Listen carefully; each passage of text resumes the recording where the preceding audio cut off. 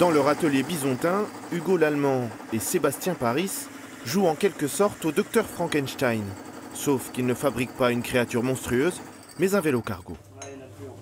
Donc on vient de faire la découpe pour que la partie avant vienne joindre parfaitement ici. Donc maintenant on va juste décaler la partie arrière pour qu'elle vienne se plaquer à l'avant. Il faut ensuite souder la partie avant constituée de matériaux neufs avec le cadre d'occasion. Un coup de peinture et voilà le résultat, la structure d'un Cosmo-Cargo comme il l'appelle.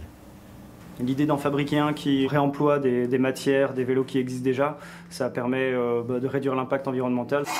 On voulait démocratiser aussi un modèle de vélo cargo qu'on ne trouvait pas trop dans le commerce. Pour nous, il manquait un vélo un peu léger, efficace, qui aille un peu à contresens de toujours plus gros, toujours plus motorisé, toujours plus lourd qu'on observe dans le marché en ce moment. Plusieurs fois par semaine, les deux trentenaires partent chercher leurs matières premières au Manivelle, un atelier associatif de réparation de vélos dont ils sont membres. Je pense qu'il irait bien celui-là, hein. Il a ce qu'il faut, il est pas rouillé, il a l'air solide. Ouais.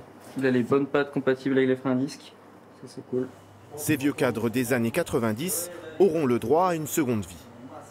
C'est typiquement un VTT qui était utilisé pour faire du VTT à l'époque et qui n'est plus du tout dans les standards du VTT actuel, mais qui va être très pertinent pour faire un Cosmo Cargo parce qu'il sera solide et puis il sera dans un acier qui est de bonne qualité, donc ça fera un cadre qui réagit bien à l'effort, qui roule vite, qui roule efficacement, quoi. Après 3 ans de recherche, l'entreprise a vendu son premier vélo cargo début 2024 à Léo Madelpech, un habitant du centre-ville.